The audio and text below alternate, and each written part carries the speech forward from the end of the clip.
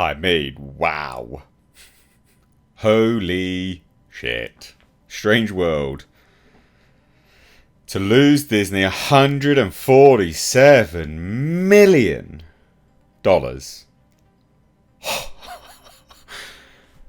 This is a film like no one's even heard of. Barely anyone's even heard of it. And you're like, why did you even release it in theatres? Wow, this has got to be... It's not one of the biggest losses of all time, but it's a pretty big one for Disney Animation, right? This is big for Disney Animation. This is a big loss for Disney Animation. Absolutely huge. And again, you know, not a surprise. I'd never even heard of this film until I covered this, I think it was like Friday, where I was like, wow, you know, this is a movie which cost $135 million, which actually, believe it or not, there's conflicting reports. Some reports say it cost $180 million. So it's very, very expensive. Whichever, it's too expensive, right? Whichever price it is too expensive. And I'd never even heard of it, and I did a report on it, and I was like, God damn, like, this is crazy. You know, they're going to lose loads of money. I've never even heard of it. Never even seen a trailer. And then loads of people kept coming out into the comments and going, well, oh, yeah, no, I'm not going to see it. They've got like this, you know, whatever I've seen was very much similar on The Message and stuff like this and all that kind of stuff. And I'm like, admitted, I've never even seen any trailer for this movie at all. So I can't really comment on that. But my commentary is more based around the fact there's marketing. There's no marketing for this film at all. And now... this is its first opening weekend, across Thanksgiving as well.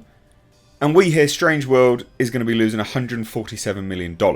And this Deadline article is like, why theatrical was the best decision for Doomed Toon, not Disney Plus. As Bob Iger takes over CEO from Bob Chapek. It's like, right, okay, well, let's see what words of wisdom Deadline have got to say, right? Oh, yeah, sorry, what? Death, taxes, and films that bomb at the box office. Right, yeah, taxes, right. Tax write-off, is it? I mean, they're losing billions as it is. Disney need wins. They need wins. So this doesn't make any sense. This is a really stupid article from Deadline. Such is life in Hollywood, and at the end of the day, the estimated $147 million loss, which is expected for Disney's animation Strange World, isn't spilt milk to cry over for the entertainment conglomerate. That's simply not true. If this thing had a budget of $180 million, right, and has only taken $28 million global opening, it's lost more than $147 million, ladies and gents, because there's marketing on top of it. Now, admittedly, there's not great marketing, but there's still marketing. There's still marketing. So it would have tanked.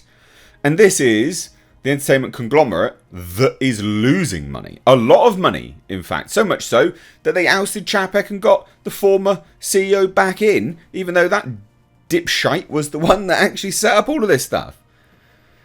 Anyway, the bombing of the Thanksgiving Family title, with a $28 million global opening in the face of Netflix's theatrical experiment with Glass Onion and Knives Out Mystery, with $13.3 million over 5 days, and that barely showed in any screenings, by the way.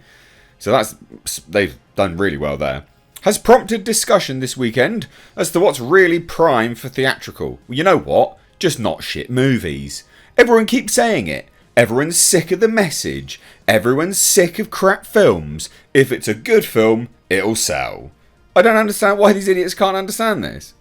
And what's really ideal for streaming?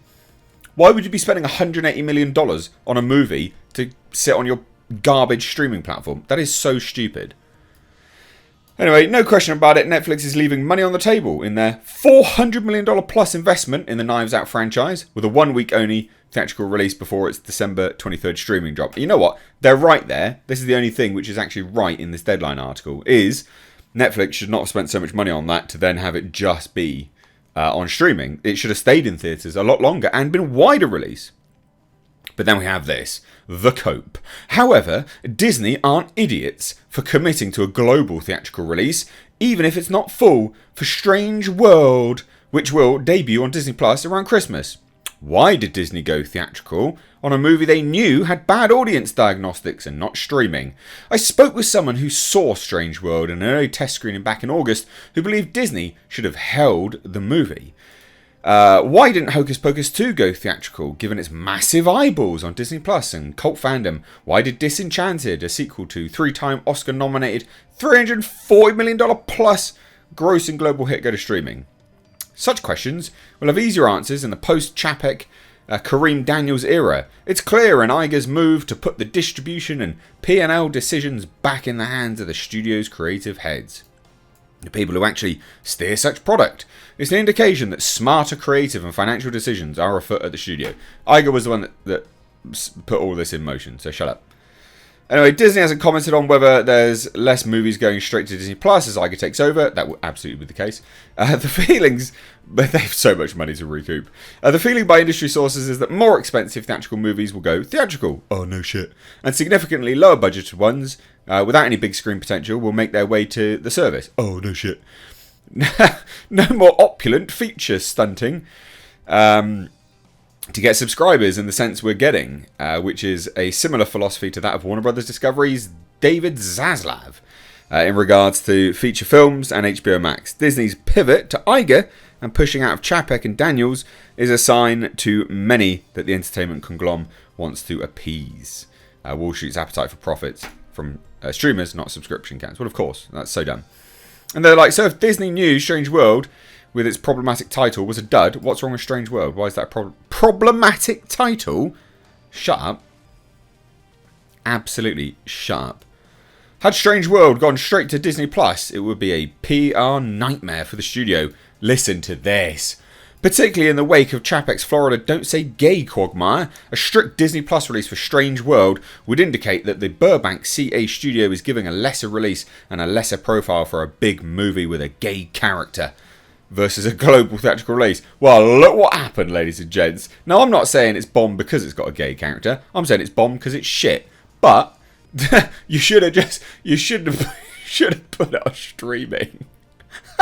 You shouldn't have made it in the first place. Or you should have marketed it better. Oh, it's so funny.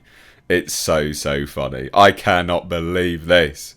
What an absolute big old bag of D's this is. I'd love to hear your thoughts. $147 million loss and the coat from Deadline. All because it's got a gay lead. They're like, well, should have stayed at stream. Should have stayed in theatricals because, you know, it's got a gay lead and you can't piss people off. Or whatever.